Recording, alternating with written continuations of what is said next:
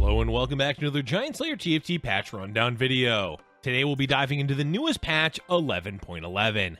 Strap in and get ready, as this is another patch with a lot of balance adjustments. With so many changes to cover, we'll be sticking to the most relevant changes that are going to affect the meta. Let's go ahead and get started. But before we begin, please don't forget to click the links in our description. Give your support to everyone who helped make this video happen. We host many TFT tournaments with plenty of exciting content to come, so be sure to also follow our Giant Slayer TFT social media pages. Alright, let's get back to the video. There's a few system changes to talk about before we get into the meat and potatoes of the balance adjustments. First, the sweet spot for shop rates requires a lot of fine tuning, especially after set 4 with the chosen mechanic. The goal this time is to make level 6 and 7 shops have distinct differences, mostly in regards to 2 and 3 cost champions. At level 6, the shop rates are going from 35-35, 25-50% to 25-40-30-50%. Basically, they cut down the odds of finding 1 cost champions by a lot and increase both 2 and 3 cost rates by 5%. What this means is finding a 2 cost on level 6 should be a lot easier, meaning you'll be able to effectively upgrade your board by rolling, as well as the natural 2 cost you hit should increase. This may cause the meta to shift over to level 6 reroll comps, especially around existing builds like Brand Hecarim or Varus. The level 7 shop rates are going from 19-35-30-15-1% to 19-30-35-15-1%, so they swap the odds of 2 and 3 cost champions in the shop. It should help with stabilizing off of 3 cost champions at level 7 instead of relying solely on hitting 4 cost champions. Overall, it's good they're adjusting the 3 cost rates at level 6 and 7, but increasing the 2 cost odds so much may disrupt the meta a lot. Before we move on, one other quick system change to mention is that they've made it so champions will drop more often from orbs instead of just gold. The value should remain the same, but more than likely, you're going to be receiving a unit instead of pure gold, which can help stabilize early game boards. The main issue with this change is the frequency of players hitting 2-1 Draconic, which is an opening board that can snowball easily to level 9. Let's shift over to talking about trait changes for patch 11.11. The bulk of the changes are to Abomination, as it's receiving 5 total adjustments. The first is to the Enraged cast time, which is now reduced to 25%, so the monstrosity should get back to smacking enemy units faster instead of being stuck in an animation. All the other number changes are to the monstrosity stats. Her base health amount is going from 1,000, 1,400, 1,800 to 1,000, 1,600, 2,200, and the scaling is going to 100, 160, 220 from 100, 140, 180. This is easy to understand, as the more Abomination champions you have that are level 2 or 3, the more health the monstrosity gets. As for the attack damage, the base amount is going up to 100, 160, 220 from 100, 150, 200, and the scaling to 10, 16, 22 from 10, 15, 20. Same with health, the more you have of the trait with higher tiered units, the harder the monstrosity will hit. This is another patch where they've buffed the numbers for the monstrosity, which means we'll be seeing it a lot more frequently in the meta. At this point, it's too early to say whether they need to adjust the trait anymore, but given Abomination was already popping up in the 11.10 meta, it should be in an alright place for 11.11. Next is a nerf to 9 Forgotten, as the bonus stats are going to 140 from 160. Honestly, this isn't that relevant of a change, as 9 Forgotten is rarely played, so don't expect to see this nerf making much of a difference in your games. The obvious nerf for this patch is the Skirmishers, though it's not exactly a nerf. Instead of starting with a flat amount of shield, Skirmishers will instead gain an initial shield based on their maximum health. It's going from a base amount of 300-600 to 20-40% of their maximum health. This lowers the effectiveness of early Skirmishers while keeping the rest relatively similar for the amount of shield gained. The worrying part is having a shield based on percent opens up the door for things like Warmogs to make the shield a lot more effective. Likely this is a neutral change for mid to late game Skirmishers and mainly only affects the early game. And lastly, we've got 2 nerfs to Force Spellweaver. The initial ability power gained is going from 60 down to 50, and the ability power per cast is going from 6 down to 5. Not the largest nerfs to be sure, but enough to lower the effectiveness of Force Spellweaver, which is a composition we saw pop up near the end of 11.10. As is common with any nerf, it may cause players to stray away from playing it until midway through the patch, when it's clear the change wasn't all that impactful. Up next, we have champion changes. A common theme to this patch are nerfs to Skirmishers, with the first going to Udyr.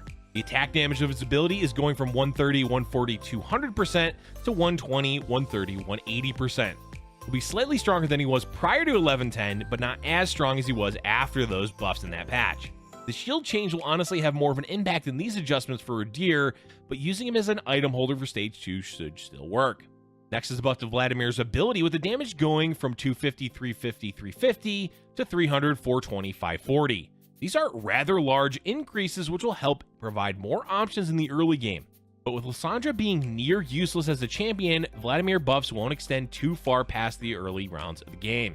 LeBlanc continues to be a nuisance to the balance team, as anytime they nerf her, she manages to pop back up in the meta. To address her this time, they've made her stun a flat 2 seconds at all tiers and lowered her damage to 200, 250, 500 from 200, 300, 600. But LeBlanc players will find a way to keep her relevant, especially with 2-cost raid shops promoting rerolling at level 6. Sejuani gets a significant boost in stats from her ability with the bonus magic resist and armor going to 100, 150 from 60, 120. It will help her be more of a champion early game and less reliant on needing to be 3-starred to stay relevant later on. Another skirmisher getting slapped by the nerf bat is Trundle, as the ratio of scaling his ability receives from ability power is going from 100% to 50%. In addition to that, the duration of his ability is going up to 8 seconds from 6. Now, it may seem like a buff as the number went up, but a longer duration means he's more likely to die before he steals stats from another champion. And reducing the scaling of his ability should help reduce the effectiveness of Dragon Slayer. Moving on to 3 costs, we've got more changes to Morgana, another champion that continually gets adjusted each patch. First, her health is going up to 850 from 800, and secondly, her starting mana is going from 60 to 80. This essentially guarantees Morgana to cast at least once per fight, which is a good thing, though likely not all that necessary. Next is more skirmisher nerfs, with Pantheon getting a big one, as his ability damage reduction is going to 65% at all tiers. This is huge considering at level 1 it was 75%, so 65% at all levels is quite a lot. This may even make him unplayable, though we'll have to see how the meta pans out. Funnily enough, Nidalee is escaping the skirmisher nerfs and is instead getting buffs, with her bonus damage going up to 120, 180, 450 from 100, 150, 375. Basically, they want to promote her as a viable 3-cost carry beyond stage 3. Which brings us to Riven, who's getting a similar treatment, as her bonus attack damage is going to 150% from 130% at level 3. It seems the goal is to make both Nidalee and Riven playable as potential late game carries. Ophelio struggled a lot in 11-10, so they're buffing him, but only by 5 attack damage. Is this enough to push him into relevance? Probably not, but keep in mind a lot of 4 costs are being nerfed. One such 4 cost is Draven, as his ability is having the damage multiplier reduced to 170, 180 from 180, 200. 2-star Draven definitely takes a hit here, but to compensate, they buffed both parts of his ability at level 3, which is good, as Draven 3 felt quite weak compared to other 4-cost units. Karma needed a bit of love, as she also struggled in 11-10, so they're buffing her ability's damage to 200, 250 from 180, 240. The tier 1 buff is especially nice, as Karma 1 felt, well, rather weak. Unlike Draven 3 though, Karma 3 was often a surefire win, so they've reduced the damage from 700 to 600. The last skirmisher nerf of the patch is the Jax, with his bonus attack speed going from 30, 35, 50% to 20, 25, 60%. While his tier 3 was buffed, he took a significant hit to his scaling at level 1 and 2. This may be enough, along with all the other skirmisher nerfs, to completely kill off the build from competitive play. The last relevant 4-cost change is a nerf to Vel'Koz, with his damage going from 1000, 1250 to 900, 1150. While it's not a huge nerf, only 100 less damage in both tiers, keep in mind that Vel'Koz does damage over time, so a nerf like this has a much larger impact on his damage, especially at tier 1.